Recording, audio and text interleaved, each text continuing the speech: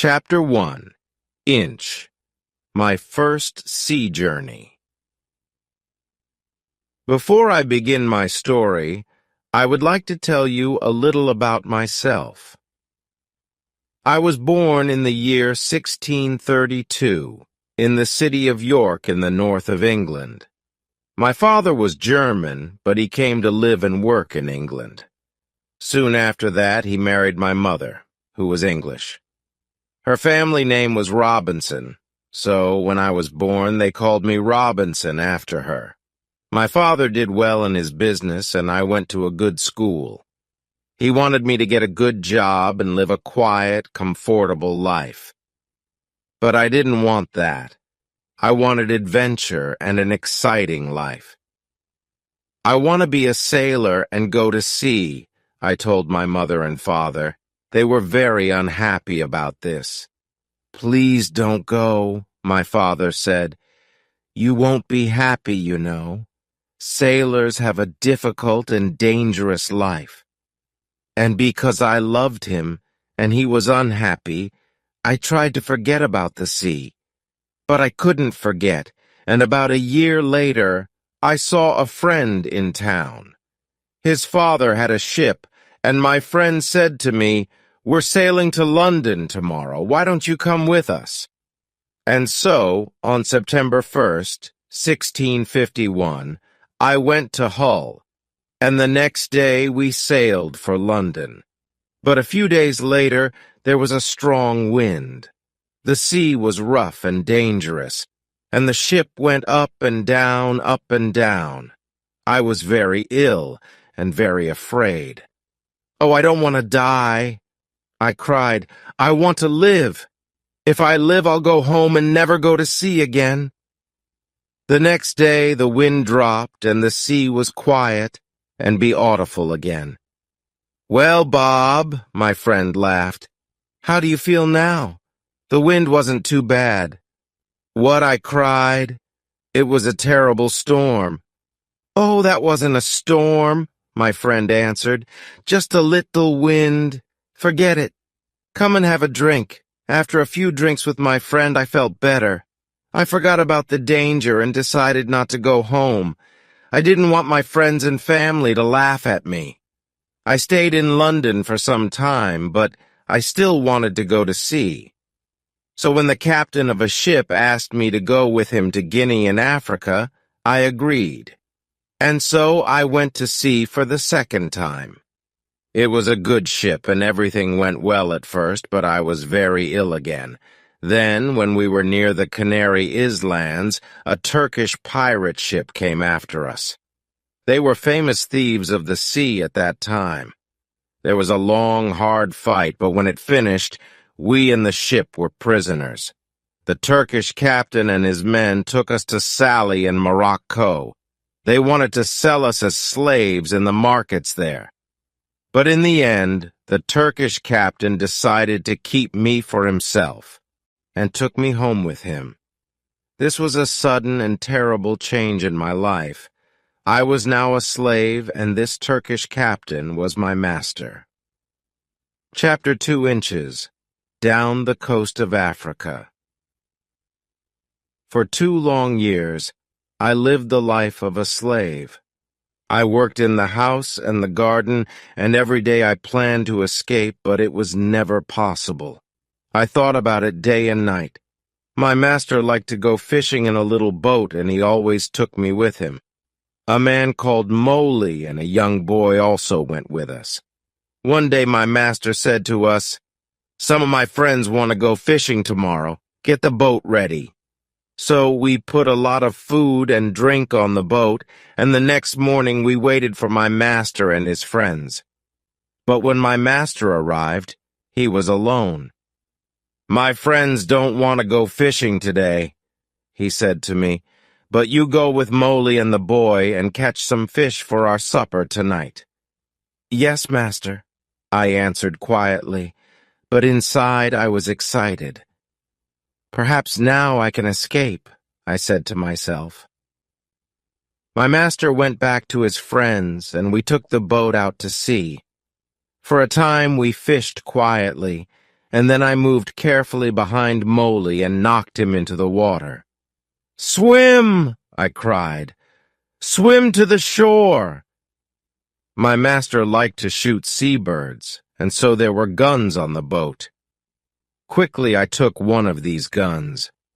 𝐭𝐨𝐫 was swimming after the boat, and I shouted to him, "Go back to the shore. You can swim there. It's not too far. I won't hurt you, but if you come near the boat, I'll shoot you through the head." So 𝐭𝐨𝐫 turned and swam back to the shore as quickly as he could. Then I said to the boy, "Zuri, if you help me, I'll be a good friend to you. If you don't help me, I'll push you into the sea too." But Zuri was happy to help me. "I'll go all over the world with you," he cried. I wanted to sail to the Canary Islands, but I was afraid to go too far from the shore. It was only a small boat, and so we sailed on south for some days.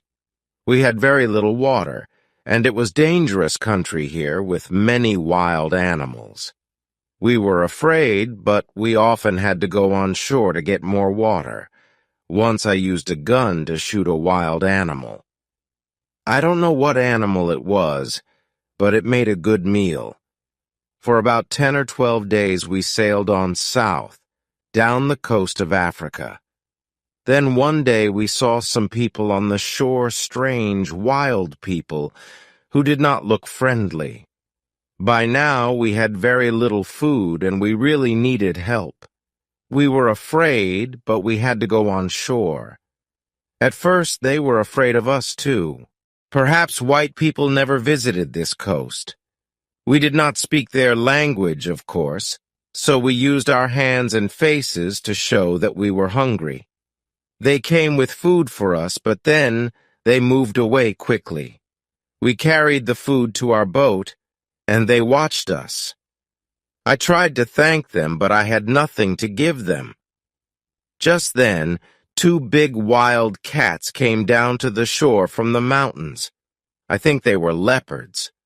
The people were afraid of these wild cats, and the women cried out. Quickly I took a gun and shot one of the animals. The second wild cat ran back up into the mountains. Guns were new to these African people, and they were afraid of the loud noise and the smoke. But they were happy about the dead wild cat. I gave them the meat of the dead animal, and they gave us more food and water. We now had a lot of food and water, and we sailed on. 11 days later, we came near the Cape Verde Islands. We could see them, but we couldn't get near because there was no wind. We waited. Suddenly, Zuri called to me, "Look, a ship!" He was right. We called and shouted and sailed our little boat as fast as we could. But the ship did not see us. Then I remembered the guns, which made a lot of smoke. A few minutes later, the ship saw us and turned. When we were on the ship, the Portuguese captain listened to my story. He was going to Brazil and agreed to help me, but he wanted nothing for his help. "No," he said when I tried to pay him, "perhaps one day someone will help me when I need it." But he gave me money for my boat and for Zuri too. At first I did not want to sell Zuri as a slave, after all our dangerous adventures together. But Zuri was happy to go to the captain, and the captain was a good man. In 10 years' time, he said, Zuri can go free. When we arrived in Brazil 3 weeks later, I said goodbye to the captain, and Zuri left the ship and went to begin a new life. Chapter 3. The Storm and the Shipwreck. I stayed in Brazil and worked hard for some years. By then I was rich, but also bored. One day some friends came to me and said, "We're going to Africa to do business. Why don't you come with us? We'll all be rich after this journey." How stupid I was. I had an easy, comfortable life in Brazil, but of course I agreed. And so in 1659 I went to sea again. At first all went well, but then there was a terrible storm. For 12 days the wind and the rain didn't stop. We lost 3 men in the sea, and soon the ship had holes in its sides. "We're all going to die this time," I said to myself. Then one morning one of the sailors saw land, but the next minute our ship hit some sand just under the sea. The ship could not move, and we were really in danger now. The sea was trying to break the ship into pieces, and we had very little time. Quickly, we put a boat into the sea and got off the ship. But the sea was very rough, and our little boat could not live for long in that wild water. Half an hour later, the angry sea turned our boat over, and we were all in the water. I looked round for my friends, but I could see nobody. I was alone. That day I was lucky, and the sea carried me to the shore. I could not see the land, only mountains of water all around me. Then suddenly I felt the ground under my feet. Another mountain of water came, pushed me up the beach, and I fell on the wet sand. At first, I was very thankful to be alive. Slowly, I got to my feet and went higher up the shore. From there I looked out to sea. I could see our ship, but it was wrecked and there was nobody near it. There was nobody in the water. All my friends were dead. I was alive, but in a strange, wild country, with no food, no water, and no gun. It was dark now, and I was tired. I was afraid to sleep on the shore. Perhaps there were wild animals there. So I went up into a tree, and I stayed there all night. Chapter 4. A New Life on an Island. When day came, the sea was quiet again. I looked for our ship, and to my surprise, it was still there and still in one piece. "I think I can swim to it," I said to myself. So I walked down to the sea, and before long I was at the ship and was swimming round it. But how could I get on to it? In the end, I got in through a hole in the side, but it wasn't easy. There was a lot of water in the ship, but the sand under the sea was still holding the ship in one place. The back of the ship was high out of the water, and I was very thankful for this because all the ship's food was there. I was very hungry, so I began to eat something at once. Then I decided to take some of it back to the shore with me, but how could I get it there? I looked around the ship, and after a few minutes I found some long pieces of wood. I tied them together with rope. Then I got the things that I wanted from the ship. There was a big box of food rice and salted meat and hard ship's bread. I also took many strong knives and other tools, the ship's sails and ropes, paper, pens, books, and 7 guns. Now I needed a little sail from the ship, and then I was ready. Slowly and carefully I went back to the shore. It was difficult to stop my things from falling into the sea, but in the end, I got everything onto the shore. Now I needed somewhere to keep my things. There were some hills around me, so I decided to build myself a little house on one of them. I walked to the top of the highest hill and looked down. I was very unhappy because I saw then that I was on an island. There were 2 smaller islands a few miles away, and after that, only the sea. Just the sea for mile after mile after mile. After a time, I found a little cave in the side of a hill. In front of it, there was a good place to make a home. So I used the ship's sails, rope, and pieces of wood, and after a lot of hard work, I had a very fine tent. The cave at the back of my tent was a good place to keep my food, and so I called it my kitchen. That night, I went to sleep in my new home. The next day, I thought about the possible dangers on the island. Were there wild animals and perhaps wild people too on my island? I didn't know, but I was very afraid. So I decided to build a very strong fence. I cut down young trees and put them in the ground, in a half circle around the front of my tent. I used many of the ship's ropes too, and in the end my fence was as strong as a stone wall. Nobody could get over it, through it, or round it. Making tents and building fences is hard work. I needed many tools to help me, so I decided to go back to the ship again and get some more things. I went back 12 times. But soon after my 12th visit, there was another terrible storm. The next morning, when I looked out to sea, there was no ship.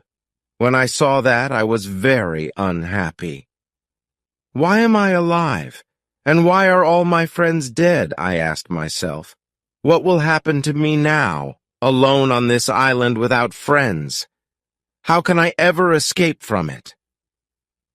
Then I told myself that I was lucky to be alive, lucky to have food and tools, lucky to be young and strong.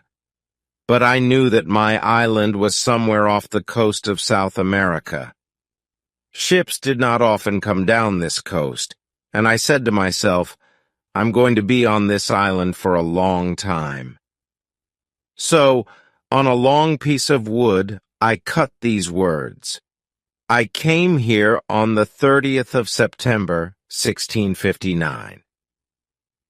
After that, I decided to make a cut for each day. Chapter 5.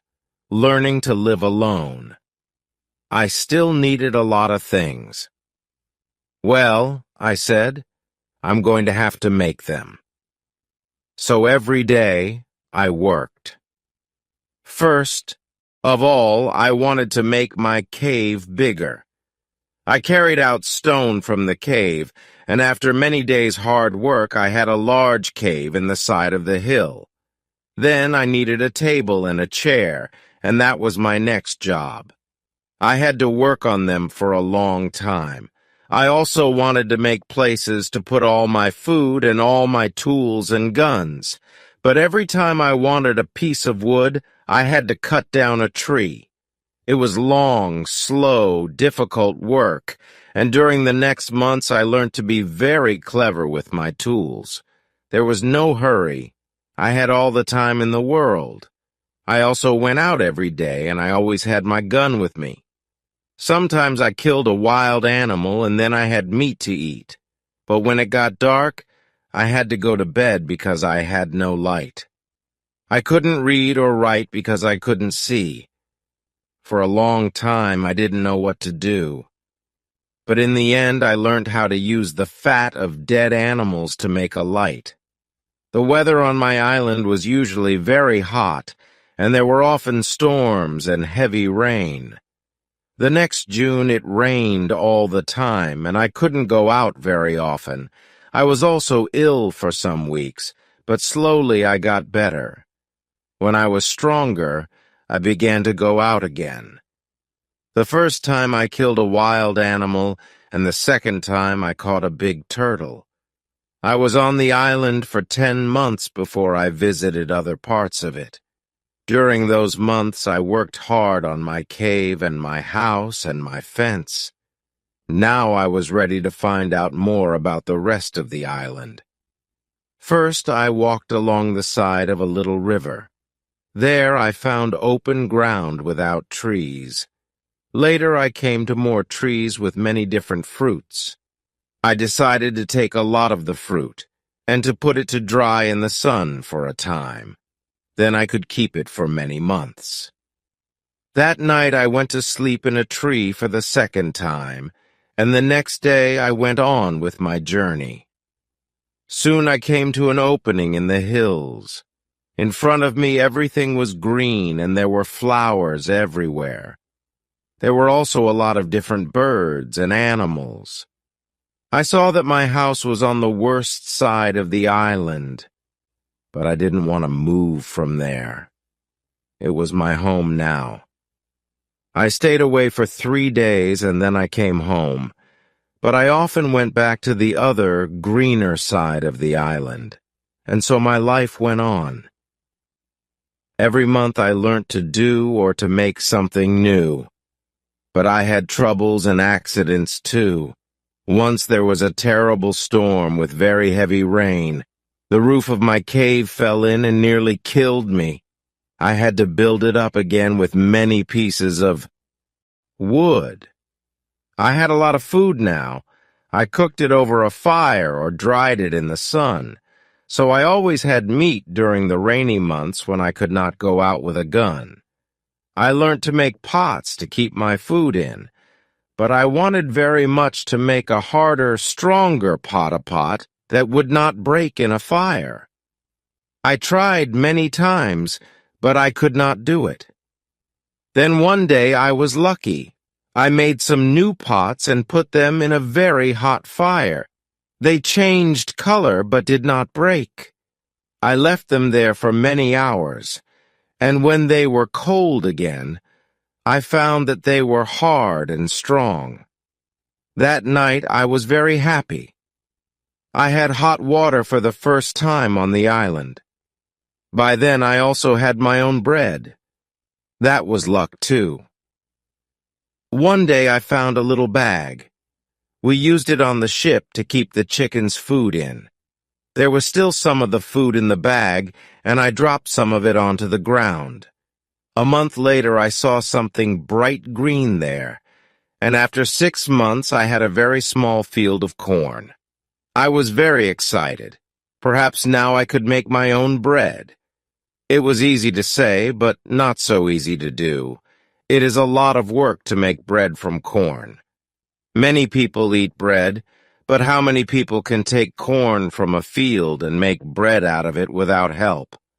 I had to learn and to make many new things, and it was a year before I cooked and ate my first bread. During all this time, I never stopped thinking about escape. When I traveled across to the other side of the island, I could see the other islands, and I said to myself, perhaps I can get there with a boat. Perhaps I can get back to England one day. So I decided to make myself a boat. I cut down a big tree and then began to make a long hole in it. It was hard work, but about 6 months later I had a very fine canoe. Next I had to get it down to the sea. How stupid I was. Why didn't I think before I began work? Of course the canoe was too heavy. I couldn't move it. I pulled and pushed and tried everything, but it didn't move. I was very unhappy for a long time after that. That happened in my 4th year on the island. In my 6th year I did make myself a smaller canoe, but I did not try to escape in it.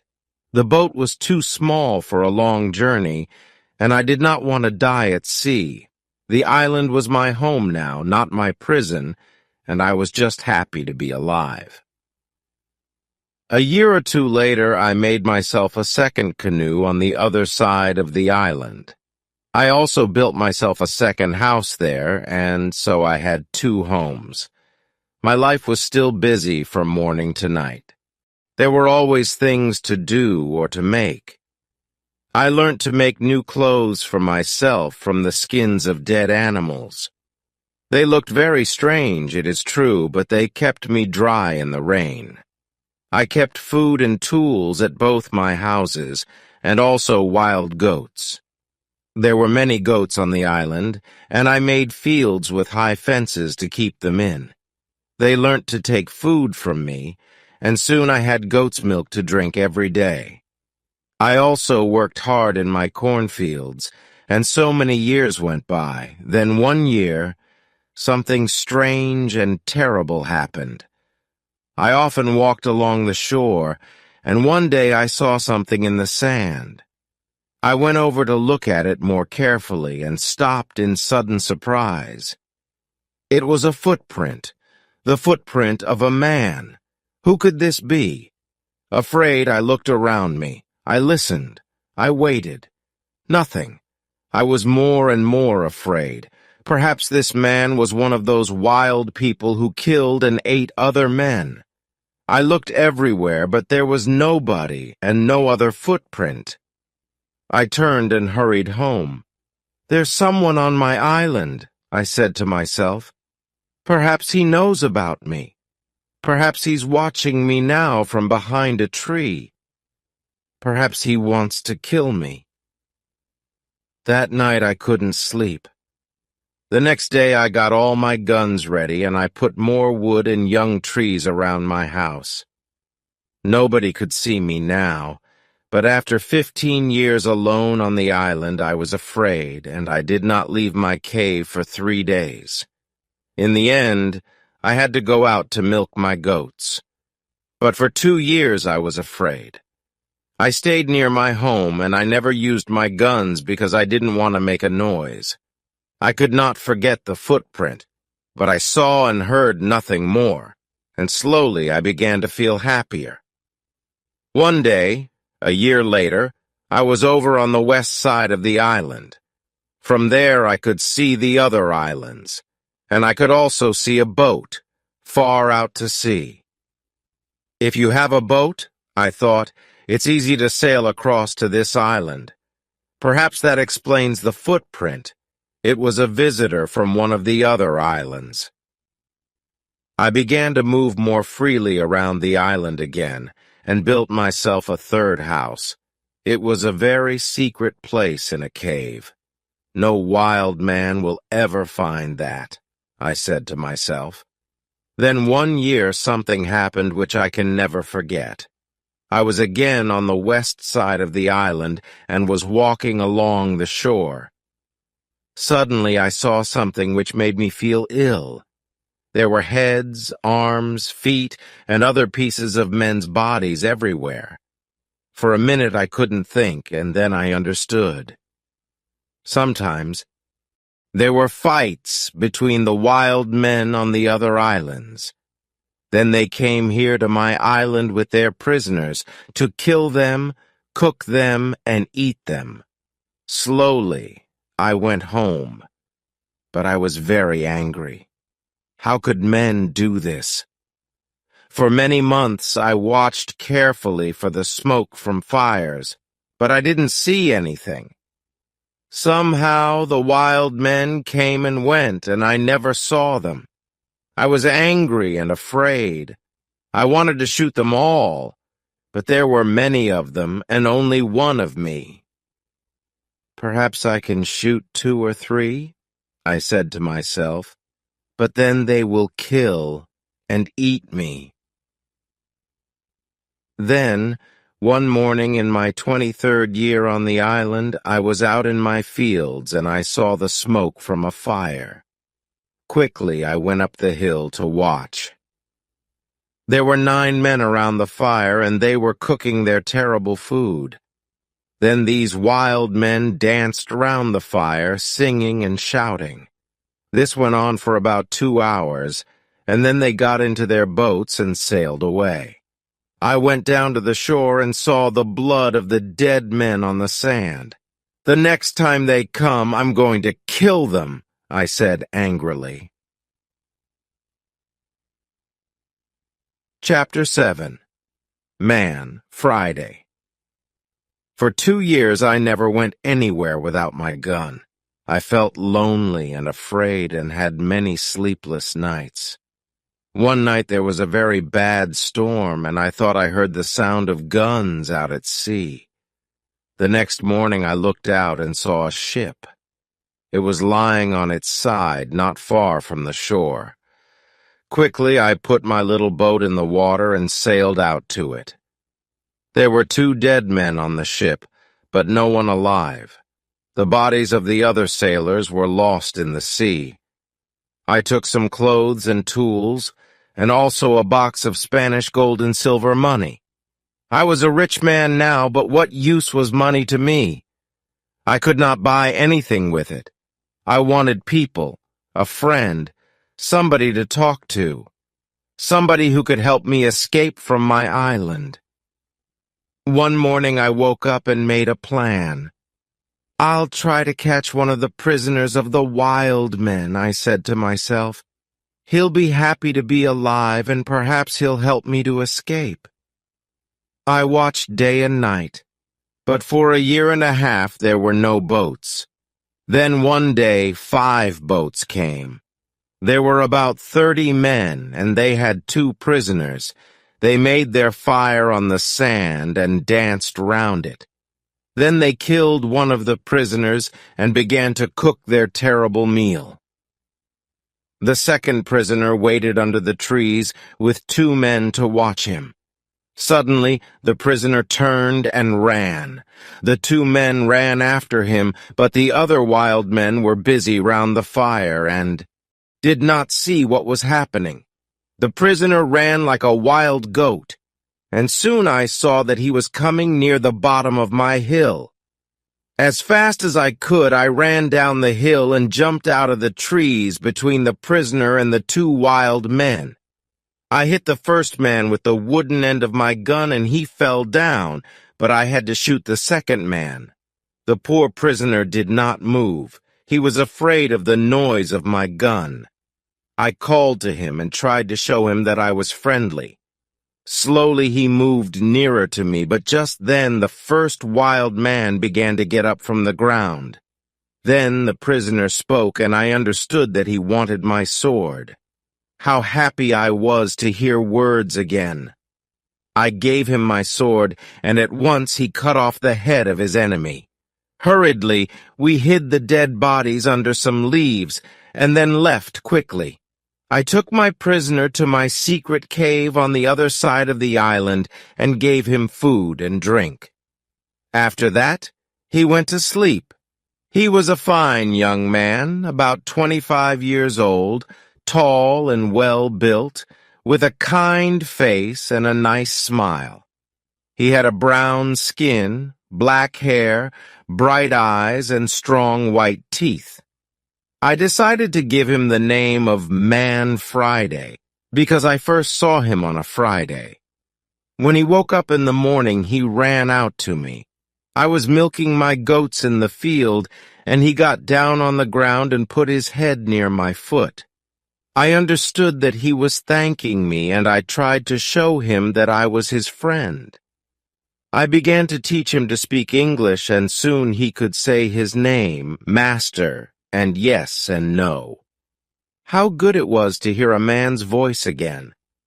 Later that day we went back to my first house.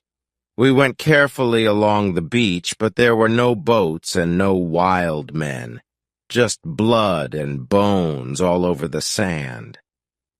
I felt ill, but Friday wanted to eat the pieces of men's bodies which were still on the ground. I showed him that this was terrible for me, and he understood. When we got to my house, I gave Man Friday some trousers, and I made him a coat and a hat. He liked his new clothes very much. Then I made him a little tent to sleep in, but for a few weeks I always took my gun to bed with me. Perhaps Friday was still a wild man and would try to kill me in the night. At first, Friday was very afraid of my gun.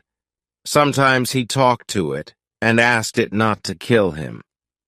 Friday was a quick learner, and his English got better day by day. He helped me with the goats and with the work in the cornfields, and soon we were good friends. I enjoyed teaching him and, most of all, having a friend to talk to. This was the happiest of all my years on the island. Friday and I lived together happily for 3 years. I told him the story of my adventures and about life in England, and he told me about his country and his people. One day we were at the top of the highest hill on the island, and we were looking out to sea. It was a very clear day, and we could see a long way. Suddenly, Friday began to jump up and down, very excited. "What's the matter?" I said. "Look, Master, look!" Friday cried. "I can see my country. Look over there." I looked, and there to the northwest, between the sea and the sky, was a long, thin piece of land. I learnt later that it was the island of Trinidad, and that my island was in the mouth of the river Orinoco on the north coast of South America. I began to think again about escape. Perhaps Friday wanted to go home too. Perhaps together we could get to his country. But what then? Would Friday still be my friend, or would his people kill me and eat me? I took Friday to the other side of the island and showed him my big canoe. It still lay under the trees. It was very old now, and there were holes in the wood. "Could a boat like this sail to your country, Friday?" I asked him. "Oh, yes," he answered. "A boat like this can carry a lot of food and drink."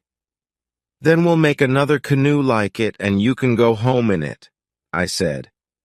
But Friday looked very unhappy. "Why are you angry with me?" he asked. "What have I done? Why do you want to send me home?" "But I thought you wanted to go home," I said. "Yes, but you must come with me. Kill me if you want, but don't send me away from you." Then I saw that Friday was a true friend, and so I agreed to go with him. We began work on the canoe at once. Friday chose the tree himself. He understood wood better than I did, and we cut it down. We worked hard, and in a month the boat was finished. 2 weeks later it was in the sea, and we began to get ready for our long journey. Chapter 8. Escape from the Island. I was now in my 27th year on the island, and I did not want to be there for another year. We worked hard to get the corn in and to make a lot of bread.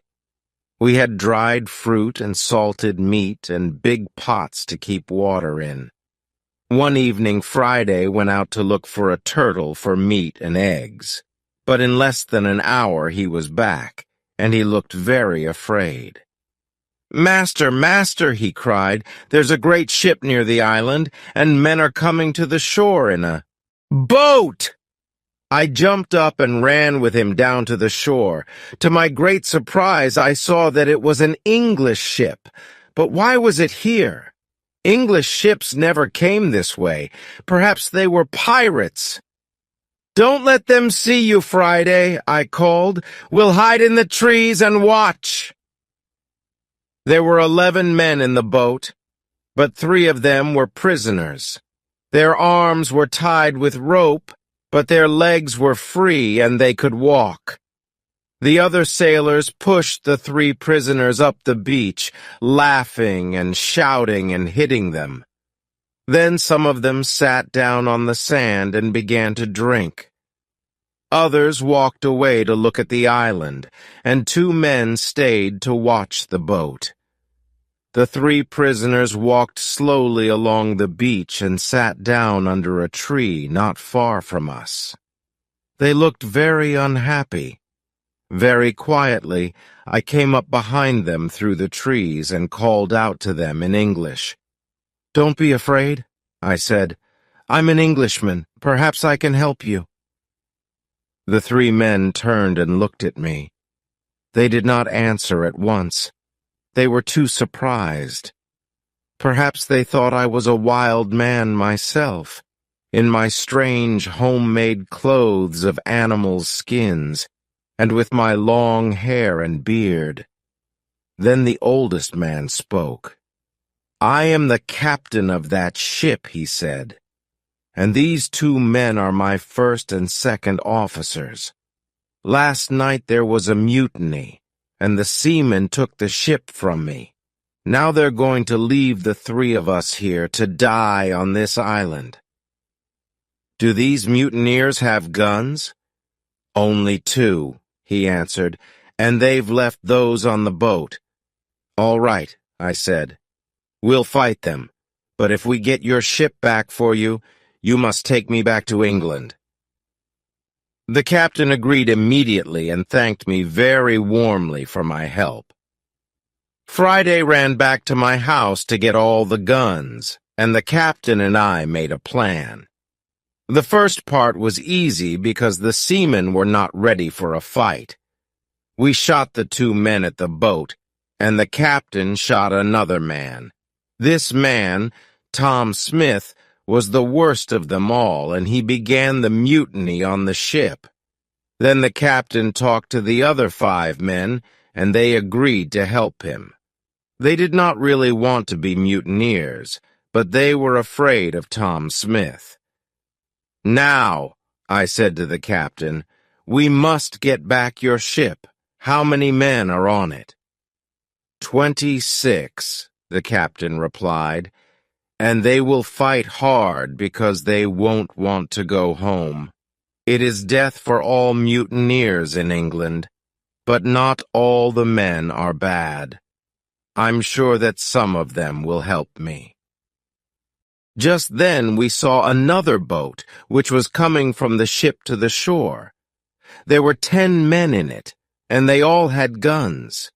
We ran into the trees and waited.